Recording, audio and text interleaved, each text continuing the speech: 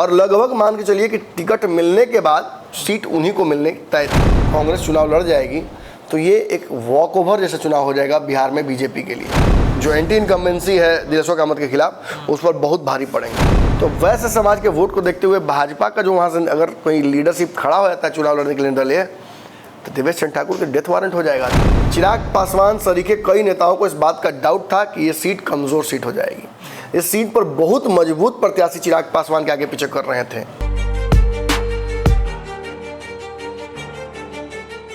नमस्कार, पंचनामा देख रहे हैं आप, जहां पे हम करते हैं खबरों की चीरफाड़। एनडीए गठबंधन से लेकर महागठबंधन तक अब पहले चरण में होने वाले चुनाव को लेकर तैयारी अंतिम दौर में है, क्योंकि 28 तारीख को शुरू हो जाएगा नॉमिनेशन का प्रक्रिया। 4 जगहों पर बिहार में लोकसभा का चुनाव होगा। 4 लोकसभा क्षेत्रों के लिए राजद से लेकर भारतीय जनता पार्टी तक सभी ने अपने अपने उम्मीदवार को टिकट सिंबल देकर मैदान में छोड़ दिया है कि जाइए युद्ध लड़िए, क्योंकि ये युद्ध आसान नहीं है। 2024 का जो अखाड़ा है ये बेहद मुश्किल अखाड़ा है। इसमें कितने भारतीय जनता पार्टी के एनडीए गठबंधन के घटक दल या फिर महागठबंधन के जो प्रत्याशी हैं जिनको लालू प्रसाद यादव बुला बुलाकर सिंबल बांट रहे हैं, उनमें क्या विश्वसनीयता है? लालू प्रसाद यादव जिस आशीर्वाद को देकर उनको भेज रहे हैं, उस आशीर्वाद में कितना जो ताकत है वो दिखाते हुए नजर आएंगे। देखिए, 28 तारीख को नॉमिनेशन होगा, लेकिन नॉमिनेशन से पहले कई परिस्थितियां बिहार की राजनीति में है, खास तौर पे उम्मीदवारों को लेकर। क्या होगा इनका रिजल्ट, कैसे ये नरेंद्र मोदी को एनडीए गठबंधन से 40 लोकसभा सीटों पर जीत दर्ज कराएंगे? क्या प्रत्याशी अलग अलग लोकसभा क्षेत्रों में 4 जगहों पर जहां पर चुनाव होना है, औरंगाबाद, गया, जमुई, इन तमाम जगहों पर जो चुनाव होंगे उसमें किस तरीके से चुनाव जीतकर ये आएंगे? रिजल्ट क्या होगा? क्या जो पेच फंस रहा था जातीय समीकरण में, उस पर सफल हो पाएंगे? आज का पंचनामा हमारा इसी पर आधारित है कि नॉमिनेशन से ठीक पहले एनडीए वर्सेस इंडिया के दर्जनों सीटों पर आ गया है फैसला। जानिए कौन आगे है, कौन हार और कौन जीत रहा है। चलिए सीधे अपने संपादक नमन मिश्रा सर के पास चलते हैं। कई सारे सवाल हैं, इन सवालों के जवाब लेंगे और इस पर चीड़-फाड़ करवाते हैं कि एनडीए वर्सेस अब इंडिया हो गया है सर। इंडिया में भी परिस्थितियां ठीक नहीं हैं अभी भी, मतलब गठबंधन को लेकर कांग्रेस के सीटों का ऐलान लालू प्रसाद यादव ने नहीं किया है। दिल्ली गए हैं सभी लोग, वहां पर सब कुछ अनाउंसमेंट होगा, लेकिन इसमें जो उन्होंने प्रत्याशी दिए हैं पहले चरण के चुनाव को लेकर के, क्या लग रहा है इंडिया बाजी मारेगा या फिर एनडीए की तरफ से प्रत्याशी जो है वो बाजी मार जाएंगे? देखिए, जितने भी चरणों में चुनाव हो रहा हो, पहले चरण के लिए बहुत समय बचा नहीं जी। और नॉमिनेशन को लेकर अब स्थिति यह है कि जो एनआर कटवा चुके हैं वो तो चुनाव लड़ लेंगे। अगर कोई इस आहापोह में कि उसको टिकट मिलेगा तो वो कटाएगा, तो कई लोगों का ट्रेन छूटने की संभावनाएं भी हैं। जी जी जी। ऐसी स्थिति में जो प्रथम चरण की सीटें हैं, खासतौर पे जमुई में, इन पर लगभग सभी पार्टियों ने अपनी स्थिति स्पष्ट की है। रही बात दूसरी तरफ, तो दूसरी तरफ हम देख रहे हैं, मैंने महागठबंधन की तरफ, तो हम देख रहे हैं कि महागठबंधन भी अपने स्तर से राजद जितनी सीटें हो सकती हैं वो बांटना शुरू कर चुकी है। 6 सीटें जो ऑफर की गई हैं कांग्रेस को, उन सीटों में पटना साहिब, सासाराम की सीट और कुछ और सीटें हैं, लेकिन इनमें बहुत सारी ऐसी सीटें हैं जो कांग्रेस चाहती थी। जैसे पूर्णिया की सीट है, कांग्रेस चाहती थी। जैसे आपको पता होगा कि औरंगाबाद की सीट है जहां कांग्रेस के बड़े नेता ने ताल ठोक दिया है। लड़ाई सर औरंगाबाद से ही शुरू हुई है। हाँ, सबसे पहला दावा औरंगाबाद की सीट पर अभय कुशवाहा को जिस तरीके से बिना किसी से पूछे दे दिया गया टिकट, राजद की तरफ से रातों रात जदयू से बुलाया गया और टिकट दे दिया गया। अभय कुशवाहा की विनेबिलिटी कोई बहुत बड़ी नहीं है जी। तो ऐसा फैसला क्यों लिया गया, इसके पीछे भी संशय होता है।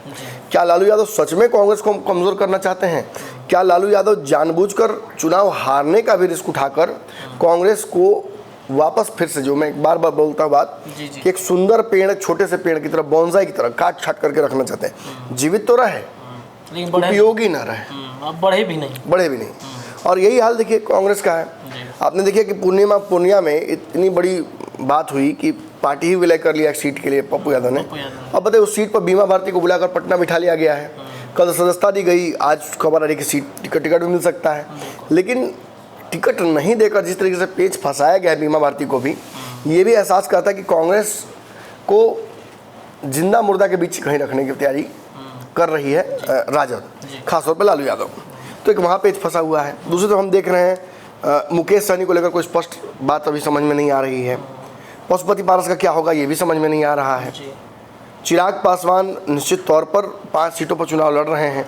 उनकी भी कई सीटों का चुनाव होने वाला है पहले ही में, जमुई में पहला उनकी और सीट है। जदयू ने आज अपने 16 सीटों पर 16 प्रत्याशी अनाउंस कर दिए हैं। 4 सीटों पर प्रत्याशी बदले गए हैं। जी जी जी।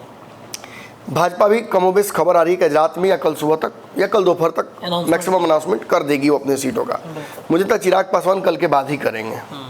तो ऐसी स्थिति में वो सीटें जो अब स्पष्ट हो चुकी हैं, यानी जिन पर जदयू के 16 प्रत्याशी अनाउंस होने के बाद ऐसी स्थिति बन गई है कि जहां से कैंडिडेट की क्लैरिटी हो गई है, उन सीटों की हम चर्चा आज करेंगे। जी जी। उन सीटों में जो पहली सीट है वो आप बताइए। जी सर, पहली सीट की अगर बातचीत की जाए तो यहाँ पर जहानाबाद की सीट की हम चर्चा करते हैं।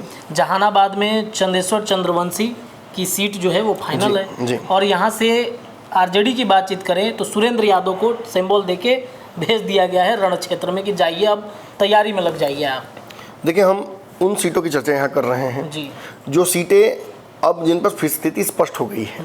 कम से कम 2 प्रत्याशी 2 महत्वपूर्ण गठबंधनों से तय हो गए हैं। जहानाबाद एक ऐसी सीट है। चंदेश्वर चंद्रवंशी के सामने सुरेंद्र यादव को उतारा गया है। देखिए, सुरेंद्र यादव नेचुरल चॉइस है, मजबूत नेता है। आपने देखा कि उनका विरोध भी हुआ, उससे पार्टी को कोई फर्क नहीं पड़ा। मंत्री बनाया था पार्टी ने उनको। यादवों की पार्टी है तो यादवों के लिए सोचेगी ही।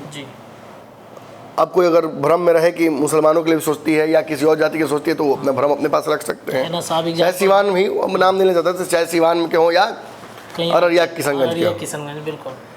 मुख्य मूल उद्देश्य से भटकना नहीं है। भाजपा मुसलमान कैंडिडेट क्यों देगी? राजद इस समीकरण से अलग क्यों सोचेगा? देखिए, क्षेत्रीय समीकरण भी जहानाबाद बड़ी मजबूत सीट है। यहाँ से पिछली बार अरुण कुमार को जो झटका लगा था कि आज तक अरुण कुमार तो संभले ही नहीं, यहाँ से एनडीए नहीं संभला आज तक। चिराग पासवान सरीखे कई नेताओं को इस बात का डाउट था कि ये सीट कमज़ोर सीट हो जाएगी। इस सीट पर बहुत मजबूत प्रत्याशी चिराग पासवान के आगे पीछे कर रहे थे और लगभग मान के चलिए कि टिकट मिलने के बाद सीट उन्हीं को मिलने तय थी, चित्तरंजन कुमार चिंटू। तो ये सीट ही नहीं आई तो उनको टिकट नहीं मिला। भूमिहार समाज से आते हैं और जैसे ही उनको देखा वैसे ही अरुण कुमार ने अपने ही पार्टी के नेता के खिलाफ, मैंने उन्होंने नहीं किया, उनके लोगों ने कुछ कैंपेन चालू कर दिया था। जी जी जी, बीच में अभी हाँ, लगातार चल रहा है। अब उनके लोगों ने क्या कि उनके समर्थकों ने क्या किया पता नहीं, लेकिन उनके समर्थन में कि उनको टिकट नहीं दिया गया बवाल हो रहा है। अब कुछ लोग कह रहे हैं वैशाली से लड़ा दीजिए, माने प्यास लगा हुआ है पानी दीजिए, पानी नहीं है तो दूध दीजिए, दूध नहीं है तो ठीक है कोई दिक्कत नहीं दही दीजिए, दही नहीं है तो चलिए भाई कोई दिक्कत नहीं है घी दे दीजिए, गिलास पी लेते हैं। ऐसे नहीं होता है राजनीति। आप जहाँ से मेहनत कर रहे थे वहीं से आप मजबूत होते हैं और वहीं से आपकी पार्टी भी उपयोगिता देखती है। हर सीट पर दावा नहीं कर सकते। देखिए, एक नेत्री थी कांग्रेस में, एक प्रसंग आ गया मुझे, अब इस दुनिया में नहीं है, लेकिन कांग्रेस के टिकट के दौरान अशोक चौधरी थे और मुझे याद है उस सीट शेयरिंग का प्रकरण चल रहा था 15 का। तो जो लोग सीट बंटवारे के माने थी में थे मीटिंग में, उनमें एक महत्वपूर्ण पद उनका भी था, इस दुनिया में नहीं है, मैं बार बार रिपीट कर रहा हूँ। तो मधुबनी सीट पर तय किया, मधुबनी वाली सीट पर कौन लड़ेगा? तो उन्होंने कहा कि मैं मजबूत हूँ, मैं लड़ लूँगी, ये ब्राह्मण सीट है। फिर दरभंगा सीट पर कौन लड़ेगा? हो सकता है मधुबनी नहीं आया तो दरभंगा पर कौन लड़ेगा? तो मैं मजबूत हूँ, मैं लड़ लूँगी, मैं ब्राह्मण समाज से आती हूँ। फिर वह वाल्मीकि नगर से कौन लड़ेगा? तो मैं मजबूत हूँ, मैं ब्राह्मण समाज से आती हूँ, मैं लड़ लूँगी। फिर वाल्मीकि नगर सीट पे आई बात, वहाँ भी उन्होंने कहा कि भाई यहाँ से भी हम लड़ लेंगे। तो मुझे याद है कुछ लोगों ने कहा कि तब डिसाइड क्या करना है, जब हर जगह से मजबूत एक प्रत्याशी हमारे पास ऐसा है जो कि इनमें से किसी सीट पर जीत सकता है, तो सारी सीटों पर उन्हीं का नाम भेज दिया जाए, बाकी सेकंड चॉइस में जो जाना जाए फर्स्ट चॉइस में उनका नाम लिखकर भेजा जाए। ऐसी परिस्थिति कहीं ना कहीं होती है कुछ नेताओं के साथ कि ये भी सीट पर लड़ा दिए, वो भी सीट पर लड़ा दिया और किसी नया सीट आए तो वहाँ भी लड़ जाए। मतलब सब जगह बेचैनी है। हाँ, बेचैनी, चुनाव लड़ना है किसी भी स्थिति में। और इस बार तो एनडीए की सीटों पर कहा जा रहा है कि श्योर शॉट है, निकाल लेंगे आराम से, तो उसलिए भी माहौल बना हुआ है। अब नवादा सीट है, नवादा सीट लोजपा की सीट थी, छोड़ दिया चिराग पासवान ने, अब भाजपा ने ले लिया। अब नवादा सीट की स्थिति ये थी कि वहाँ पर 12 गो भूमिहार चढ़ाई कर लिए थे, कोई बिहार निवास में, कोई ताज होटल में, कोई क्या नाम है उसका, हम बोलते मुँह नहीं जानते इतना होटल का, दिल्ली में लीलावती, तो चंद्रावती, तो कलावती, एक से एक होटल में लोग ठहरा था। 10-10 लाख 1-1 लाख रुपया शायद एक दिन का है। हमको तो पता नहीं, हम उतना जानते नहीं, मुकेश सहनी जी को विशेष पता होगा, लेकिन हमको नहीं पता कि रेट क्या होता, हम लोग तो बिहार निवास वाले हैं। तो ऐसी स्थिति में ये साबित होता है कि इतने सारे प्रत्याशी एक एक सीट पर लड़ रहे थे, ऐसे में जिसको मिल गया समझ लिया उसकी लॉटरी लग गई। कई लोगों तो घर से बुलाकर टिकट दिया गया, हम इस लिस्ट में वो भी नाम है। जी। तो जहानाबाद वाली सीट पर चित्तरंजन कुमार चिंटू का एक बहुत महत्वपूर्ण नाम था एनडीए से, चूंकि सीट जदयू के पास ही रह गई, तो अब ये स्थिति उत्पन्न हो गई है कि यहाँ से चंद्रेश्वर ही लड़ेंगे, लास्ट इन एंटी इनकम्बेंसी के खिलाफ हो, पार्टी ने तय कर दिया है। और यहाँ से उनके खिलाफ उतरेंगे सुरेंद्र यादव। दोनों मजबूत हैं, यादवों का एक बहुत बड़ा दबदबा है इस सीट पर, विनेबिलिटी एक बहुत बड़ा इशू था, इसी वजह से चिराग पासवान जहानाबाद लेने से हिचक भी रहे थे, और अंततः भाजपा ने भी इस सीट पर इंटरेस्ट नहीं दिखाया। आप जान लीजिए कि जदयू को मजबूरी बस ये सीट वापस लेनी पड़ी। अच्छा। जदयू को चॉइस दिया गया था कि जहानाबाद छोड़ के कोई और ले लो, तो जदयू पक्का कि ऐसा कर देती, लेकिन ऐसा हुआ नहीं। तो ये एक सीट ऐसी है जिस पर कहीं ना कहीं मुझे लगता है कि जदयू बहुत कमज़ोर है, यहाँ भारी पड़ते मुझे नजर आ रहे हैं सुरेंद्र यादव का दबदबा भी है। हाँ, अगर एनडीए के पक्ष में लहर में जाती है ये सीट, तो विनेबिलिटी का मार्जिन जो है थोड़ा कम बेसी हो सकता है, लेकिन जीत एनडीए की हो सकती है। अच्छा सर, दूसरी जो सीट है वो मुंगेर की सीट है, जहाँ पर जदयू से ललन सिंह एक बार फिर से हैं, और यहाँ की जो सीट है सर इन दिनों काफ़ी हॉट इसलिए बनी है कि बाहुबली और कई आपराधिक मामलों में संलिप्त, जिनके ऊपर कई फिल्में बन चुकी हैं अब तक, अशोक महतो की पत्नी हैं, उनको सर मौका दिया गया है। उनकी पत्नी अनीता देवी, उनको सिंबल लालू प्रसाद यादव ने दे दिया है। इस सीट पर क्या लग रहा है? खरवास में शादी किया है लोग, अब क्या कहा जाए, चुनाव लड़ना था। मुंगेर एक ऐसी सीट है जहाँ पर ललन सिंह ने वक्त से पहले ये कह दिया कि भाई हमको चुनाव लड़ने के लिए समय चाहिए जी, और इसलिए मैं पद से रिजाइन कर रहा हूँ अध्यक्ष के जी। और अगर सच में इम्पोर्टेंट सीट है तब तो मीट भात आज से हो रहा है, 2 साल हो गया।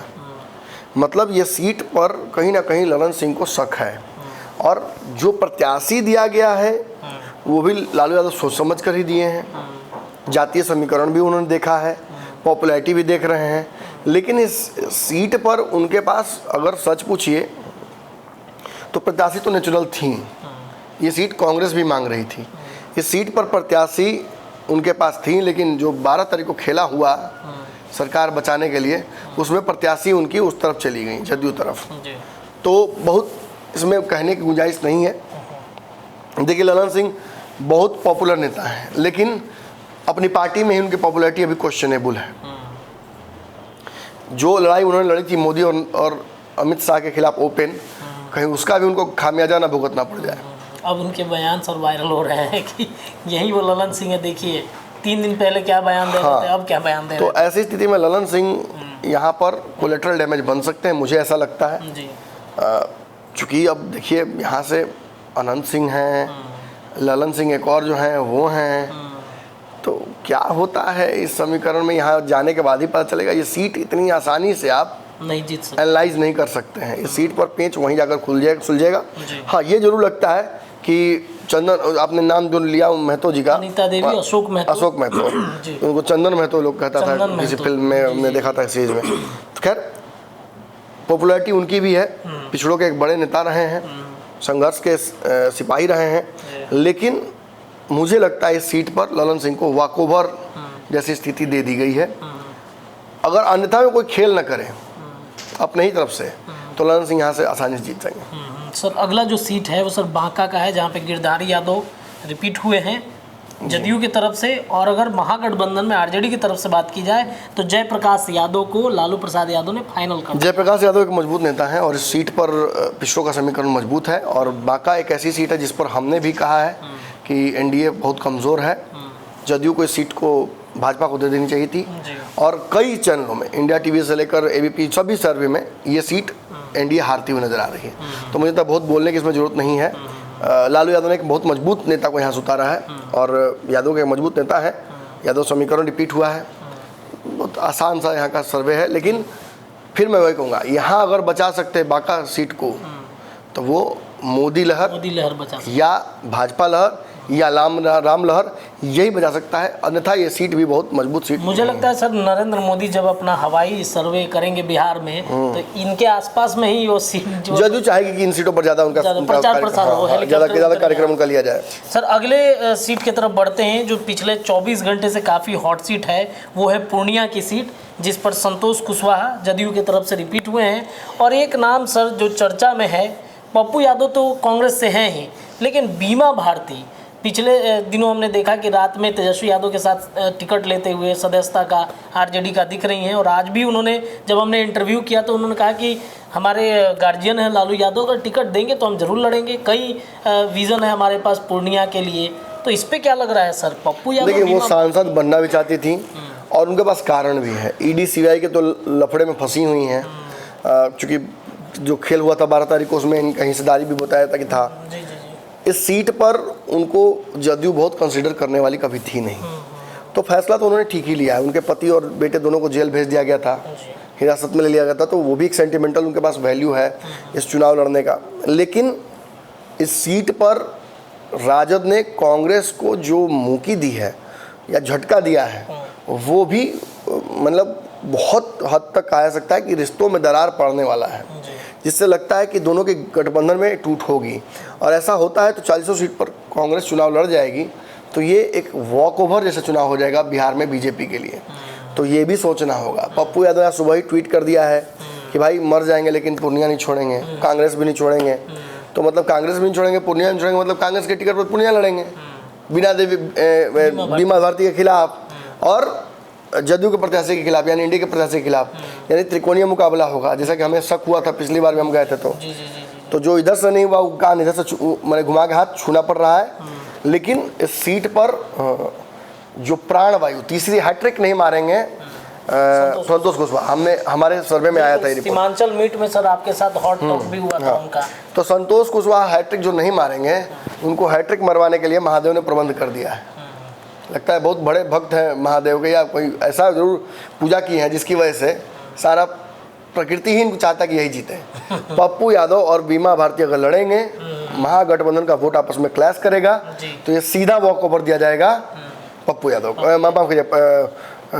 संतोष कुशवाहा यानी एनडीए को। जी सर, अगली सीट है ठीक बगल में ही उसके है, जो सुपौल लोकसभा क्षेत्र है, वो भी काफ़ी चर्चा में रहता है। देखिए, बैजनाथ में तो तैयारी कर रहे थे। बैजनाथ में तो यहाँ से मजबूत कैंडिडेट थे, IRS हैं, 7 साल का नौकरी छोड़कर आए थे, 2.5 साल से तैयारी कर रहे थे।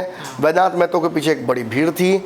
इस भीड़ को देखते हुए ऐसा लग रहा था कि कोई संभावना जरूर बन रही थी उनको टिकट मिलने की, लेकिन ना तो जो पार्टी से वो थे RLM उपेंद्र कुशवाहा, उसने बहुत मैंने इंटरेस्ट दिखाया इनको टिकट देने में, ना कोई और दूसरा रास्ता उनकी तरफ बच रहा था। भाजपा और बाकी दलों ने भी उनको ऑफर किया था कि आप हमारे साथ आ जाइए, लेकिन ये सीट जदयू ने वापस ले लिया। दिलेश्वर कामत को ये सीट मिली। वीरेंद्र यादव का प्रभाव यहाँ पर साफ देखा जा सकता है। दिलेश्वर कामत के नॉन विनेबिलिटी के सर्वे के बावजूद उनको टिकट मिलना, ये बात साबित करता है कि इस जगह पर दिलेश्वर कामत और जो वीरेंद्र यादव हैं उनका दबदबा है। जदयू हारने के रिस्क पर भी सीट छोड़ेगी नहीं। तो ऐसे में बैजनाथ मेहता के पास बहुत ऑप्शंस बच नहीं जाते हैं, या तो राजनीति छोड़ दीजिए, अगले बार का ट्राई कीजिए। लेकिन ऐसे में उनको अप्रोच किया है राजद ने, राजद उनको टिकट दे सकती है, इसकी प्रबल संभावना है। हमें एक पुख्ता खबर मिली है। ऐसे में अगर वो चुनाव लड़ते हैं वहाँ से, तो सीधे दिलेश्वर कामत को टक्कर देंगे।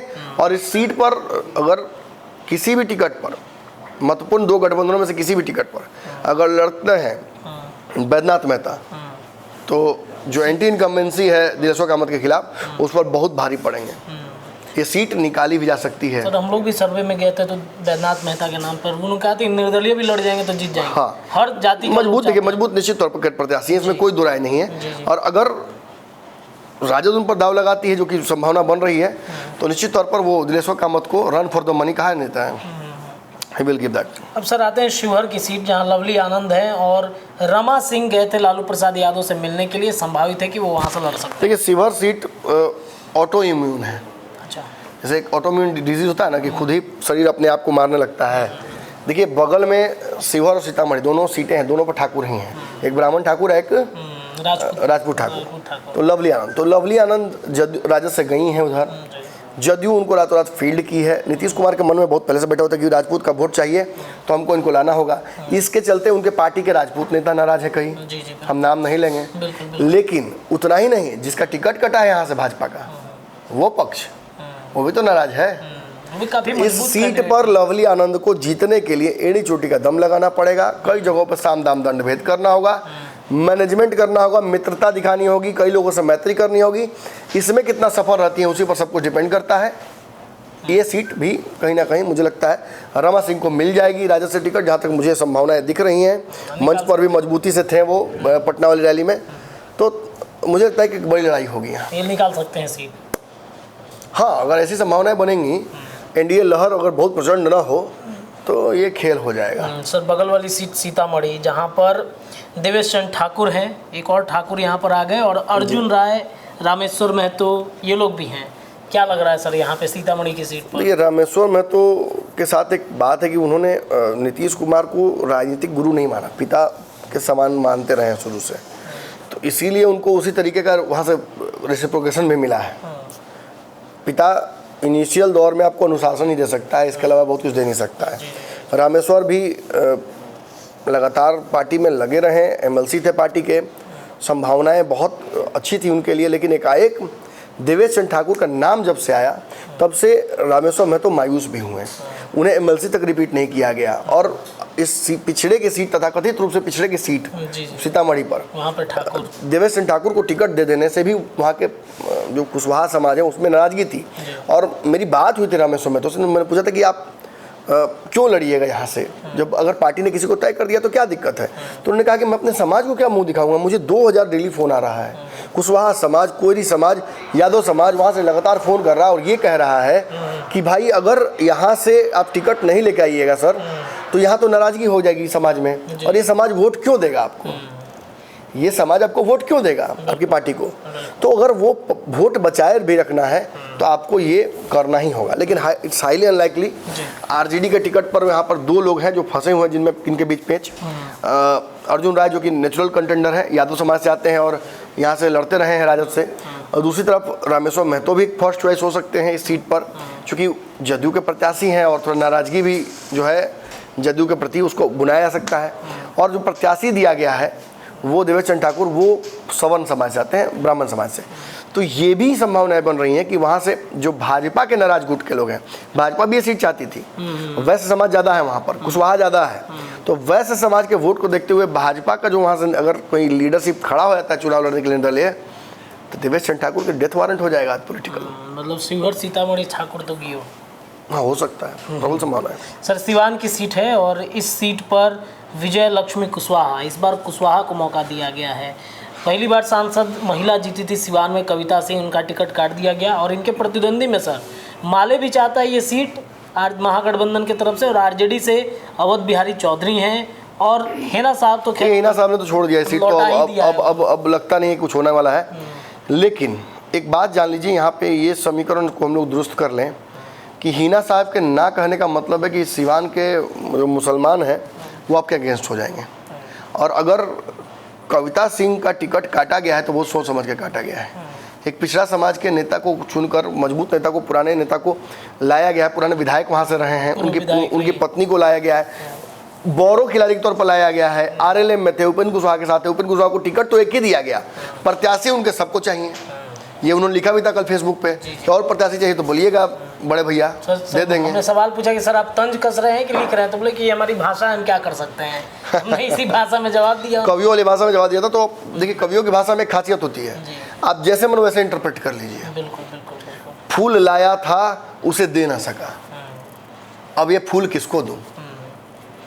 फूल लाया था अपने गुरु को दे ना सका, अब गुरु का किसको नया बनाऊं?